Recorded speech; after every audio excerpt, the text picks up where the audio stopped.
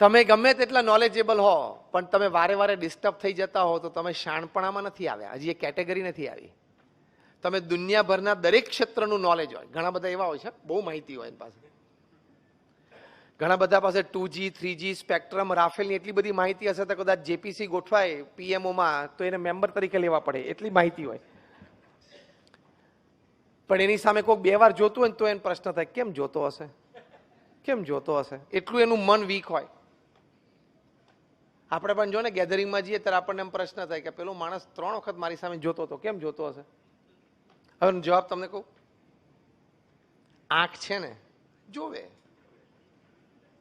Simple. તો કે 4થી ને 5મી વાર જોયું, 3 વાર જ જોયું તું, 2 વાર તો આમ જોતો તો તું વચ્ચેથી પસાર થયેલો.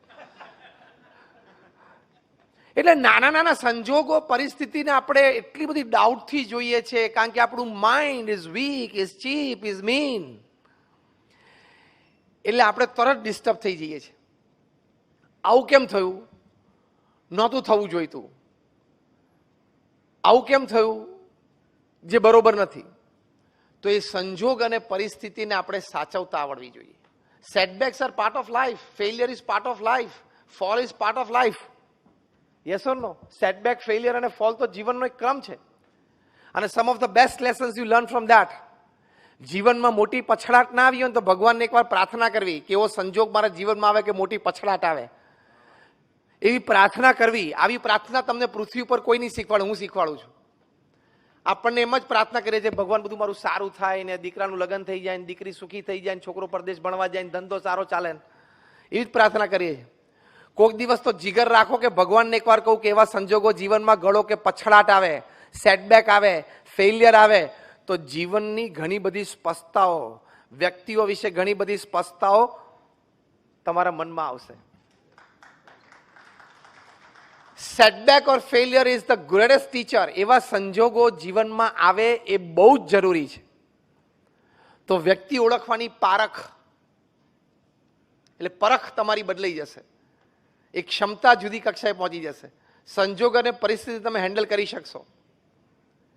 See, what happens with you is 10%. How you take it is 90%.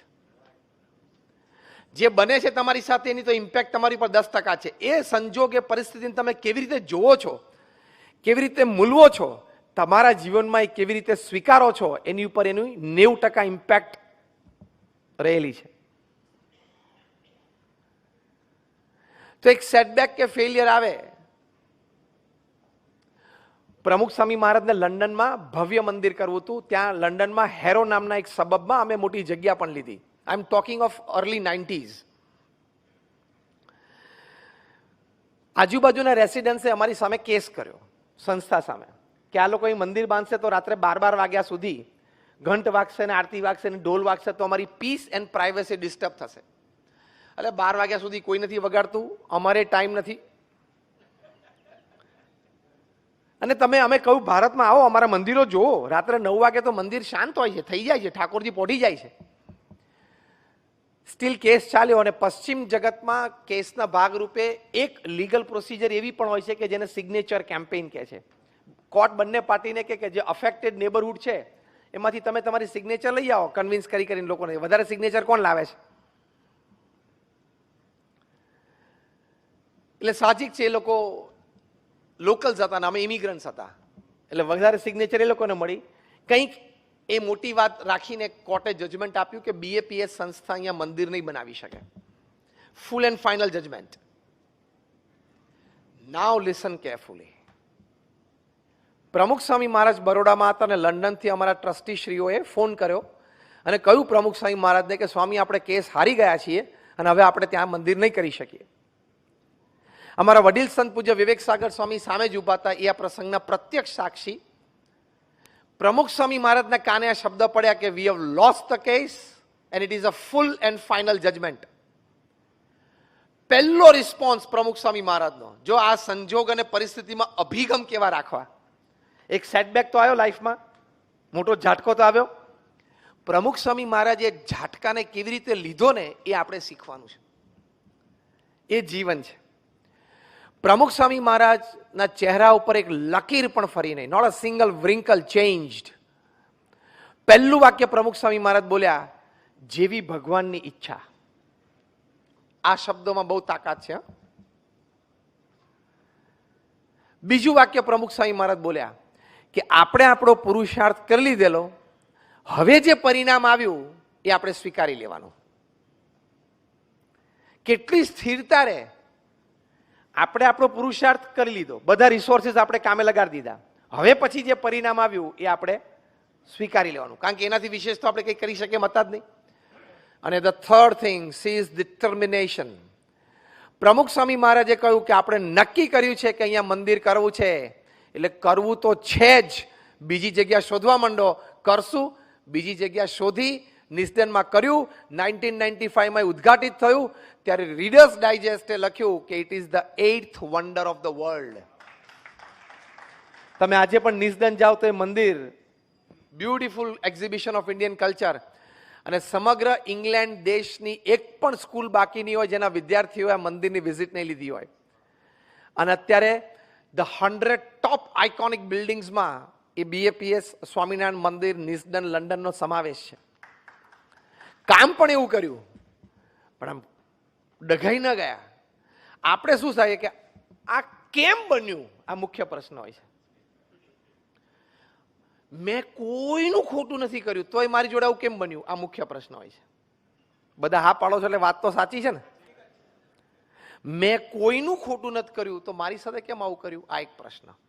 બીજો પ્રશ્ન, મેં મારી બુદ્ધિ, શક્તિ, આવડત, હોશિયારી, રિસોર્સિસ બધા કામે લગાડેલા, તો એમ મારા પ્લાનિંગ પ્રમાણે મને સક્સેસ કેમ ના મળ્યો, એ બીજો પ્રશ્ન.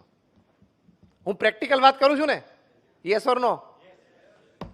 આ મનમાં આપણે રહે છે.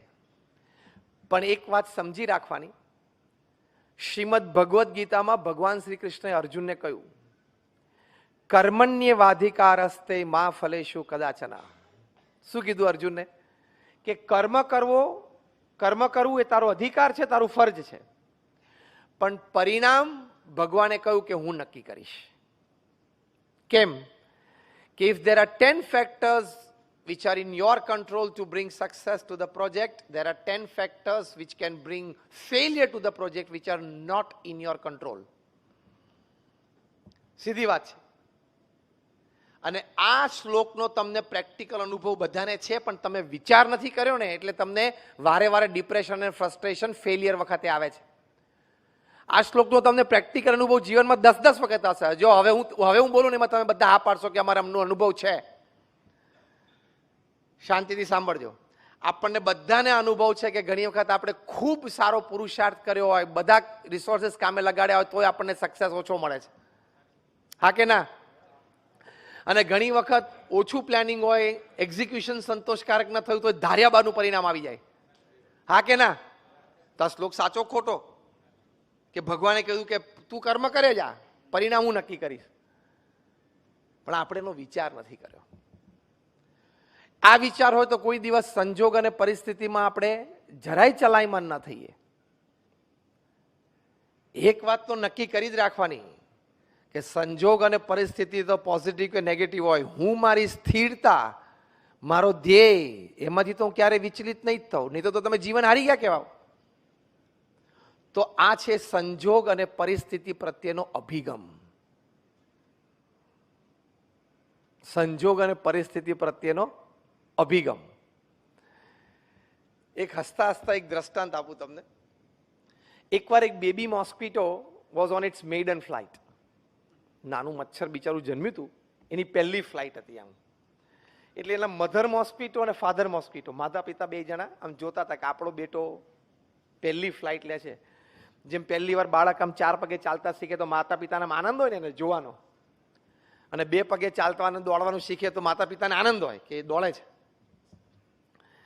એટલે માતા પિતા બેબી મોસ્કીટોને જોતા હતા કે on it's maiden flight the mother, એમાં મધર બધા ઉત્સાહી હોય, વધારે એમ આનંદ હોય કે મારો બાળક ચાલતા શીખ્યો, દોડતા શીખ્યો. એટલે માતા પિતા બંને આમ જોતા હતા, અને પેલું બેબી મોસ્કીટો આમ ગોળ ફરીને રૂમમાંથી પાછું આવ્યું, પાછું માતા પિતા પાસે બેઠું. એટલે એની માતાએ હરખભેર પૂછ્યું કે how was your flight, how was your flight, તમ કેવું લાગ્યું તમને? તો પેલી બેબી મોસ્કીટો કે mom wherever I went everybody were clapping for me. હું જ્યાં જ્યાં ગયો ને ત્યાં બધા મારી માટે તાલીઓ પાડતા હતા. ખબર પડી? મેં સ્વિચ તો દાબી હતી પણ 2 ઝબકારા પછી લાઈટ ચાલુ થઈ. હું જ્યાં જ્યાં ગયો ત્યાં બધા મારી માટે તાલી પાડતા હતા. શું એકચ્યુઅલી શું કરતા હતા? બધા એને મારી નાખવાનો પ્રયત્ન કરતા હતા. અરે મચ્છર ઉડે એટલે આપણે મારી નાખવાનો પ્રયત્ન કરતા હતા. ભલે લોકો મારી નાખવાનો પ્રયત્ન કરતા હતા, અભિગમ એ રાખવાનો કે તાલીઓ પાડતા હતા. જીવનમાં આનંદમાં રહેવું હોય તો આપણા હાથની વાત છે ને.